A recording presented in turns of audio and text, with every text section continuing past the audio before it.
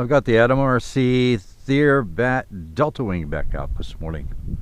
Let's see if we can take it out here and launch it. Get another flight on this nice flying wing. Alright, it's really cloudy out today. Hopefully you'll be able to see it.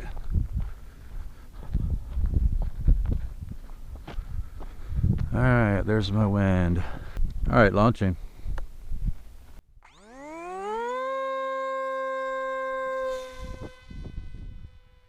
Okay, so I found 70% throttle with a moderate chuck works perfectly with this wing at the weight that I have mine. Oh crap! Well, that was certainly a hard crash. This is one tough little airframe. I'm not sure what caused it. I didn't get any telemetry errors. I've never had a Byme gyro go bad on me. So, but I have had a couple of flaky receivers in the past couple of years. So even though it passed its range test just fine, and the fail-safe tested just fine, it never fail-safed. I never got a telemetry error, that hit a lost signal. But it did seem to me like the receiver was intermittent. It was only actuating part of my movements on the stick, which is why it eventually flipped upside down, pulled down, and just nosed into the ground really, really hard. So the damage that was caused by that, both of the wing tips popped off cleanly. There was no damage to the wing tips. There was no damage to the leading edges of the wing. It did eject my nose ballast weight that I had in it. It did eject the cover where I had the nose ballast weight. It knocked a hole. I think when it hit and ejected my nose ballast weight, I think it removed a chunk from the front of the battery compartment cover. There were a couple of cracks all the way through the foam in the front, which is understandable, so I got those glued back together. It ejected the hatch for the equipment and battery compartment. It basically ripped the little nylon threaded barrel that secures the hatch on. It didn't damage the hatch though, so that really surprised me. So, and then what else did it? Oh, and it ejected the motor mount, and the prop, and nothing was damaged, but it just popped completely out of the foam. Nothing there was damaged. So I was really, really surprised, and even my landing skids were still intact. All right, so I glued the wing tips back on. I glued up the cracks that were in the front of the camera compartment hatch. I glued the nylon threaded barrel back into the foam to secure the battery and equipment hatch. And then I decided to use a larger battery. I had my first two flights. This was just my third flight when this crash happened. My first two flights, I flew it with a 4S 1600 milliamp hour 70C LiPo. And it's more of a square LiPo. It's not very long, but it's very tall, and it's very, very wide. All right, so I couldn't get the battery weight as far forward as I would have liked. So I had 77 grams of nose ballast weight, and my all-up weight with that configuration was 602 grams. All right, so what I did was I removed those two foam pylons that had the magnets on top of them for the equipment hatch. Well, those were not going to hold the hatch on anyway. That's why they supply that nylon thumb screw to hold it on. So I went ahead and I removed those. And then I used a longer, narrower battery. It's a 4S 1800 milliamp hour 25C LiPo. It only weighs 5 grams more than the 4S 1600 I had in it, but with it I'm able to get more of the battery weight forward of the CG. So I was able to decrease the total amount of ballast weight down to 57 grams, I think it was, 57 grams. So now my all-up weight with a larger battery, larger capacity battery, is 571 grams. So I've reduced the all-up weight by 31 grams. And I should probably even be able to get a little better flight time because it's a 1800 as opposed to a 1400. And then I glued the motor mount back in. There was no damage there. So it is one tough little wing, but now that I've replaced the receiver that I had in it, I've replaced it with a WFly RF201S SBUS PPM receiver. It's the exact same gyro that I had in it, the Byme-D.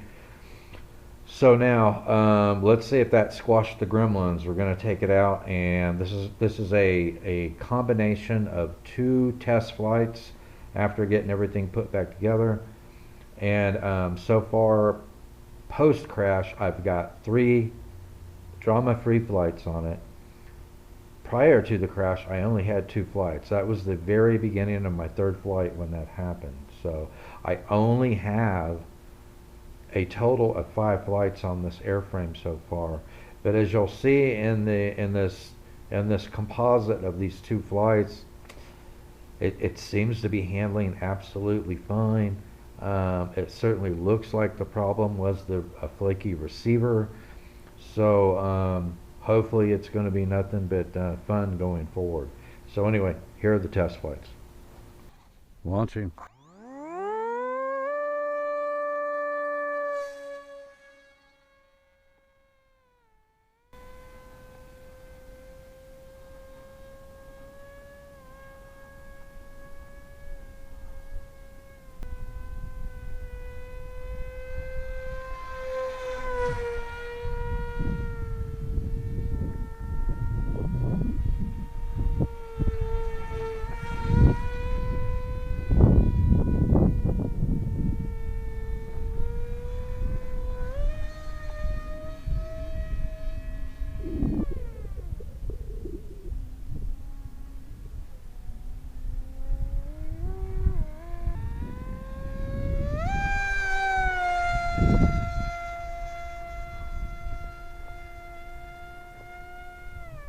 Yeah, I didn't see it at high speed. I don't know if it was hitting some rough air there.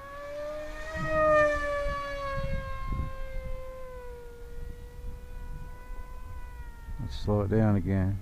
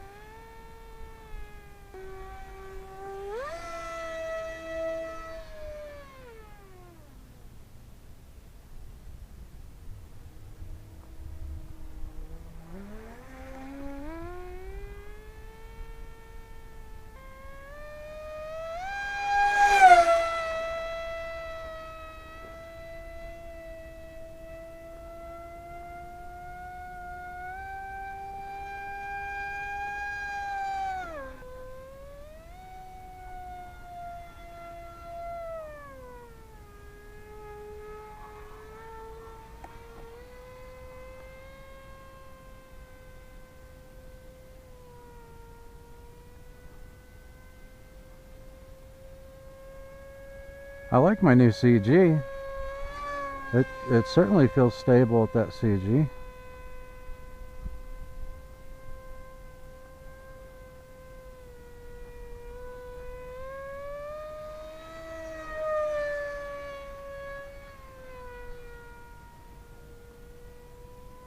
Rolls still look nice, tight, and axial.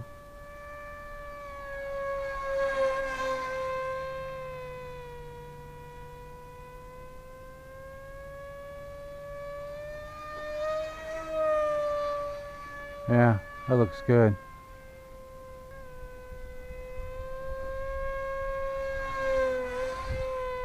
So far, so good.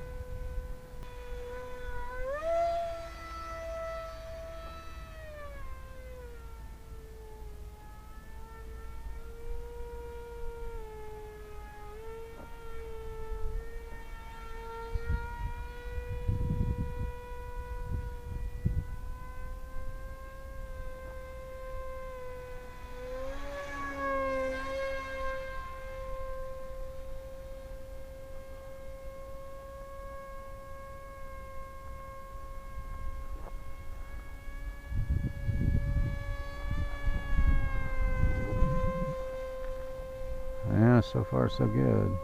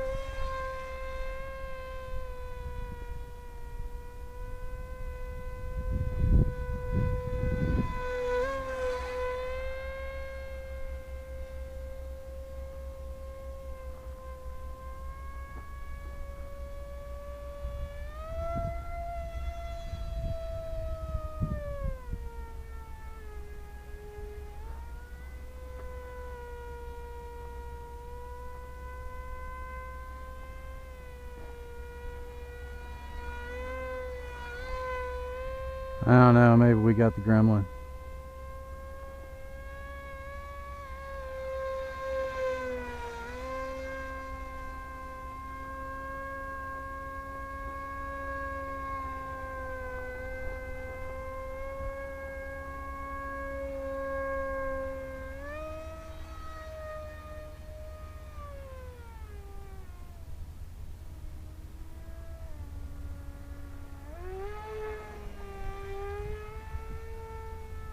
What do you think?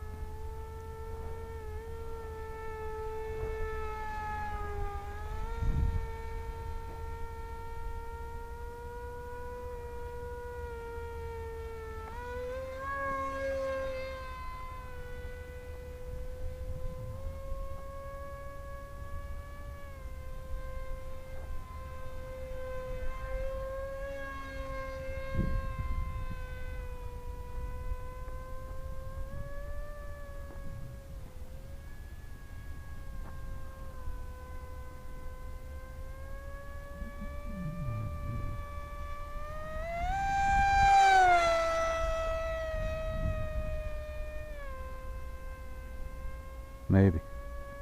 Thanks for watching, and I will see you in the air.